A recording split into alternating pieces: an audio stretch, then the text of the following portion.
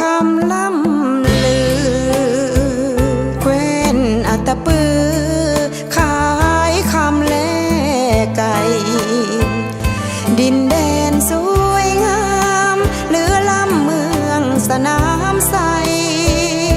ปูป่าในน้ำมีลายเหลือล้ำมากมายแต่วันนี้สร้างโหดหายกับกายทำลายแหลกลาน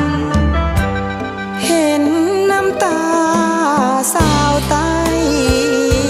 อาบหลังไหลอุทุกภัยนายานฝนเทลงมาหลายวันแทบบ่ได้ผ่านเขื่อนน้ำเสน้อยเสเปียนแต่พังท่วมบ้านพ่อแม่พัดพากลูกหลานผัวเมียพากันบ่ได้สั่งลาคอยรอคอยหาหน่วยกู้ภัย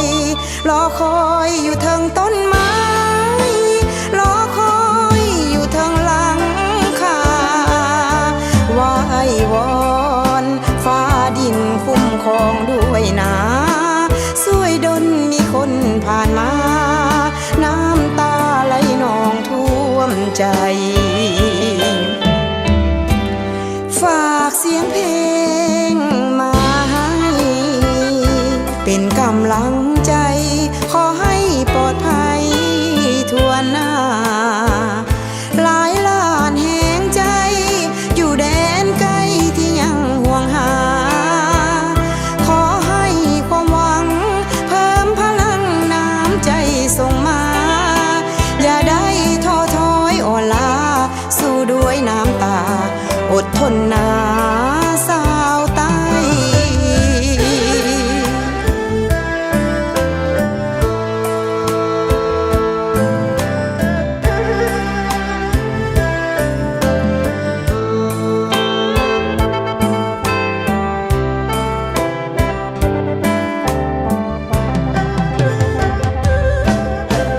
คอยรอคอยหาหน่วยกู้ภัยรอคอยอยู่เทิงต้นไม้รอคอยอยู่เทิงหลัง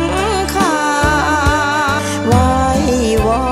นฟ้าดินคุ้มครองด้วยนะสวยดลมีคนผ่านมาน้ำตาไหลนองท่วมใจฝากเสียงเพลงมาให้เป็นกำลังใจขอให้ปลอดภัยทั่วหน้าหลายล้านแห่งใจ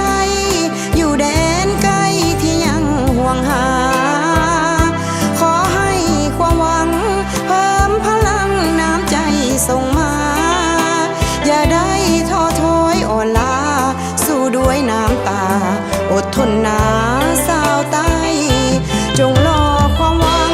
จะเพิ่มพลังน้ำใจส่งมาอย่าเฝ้าท้อถอยอ่อนล้าส่งเพลงนี้มาเป็นห่วงหา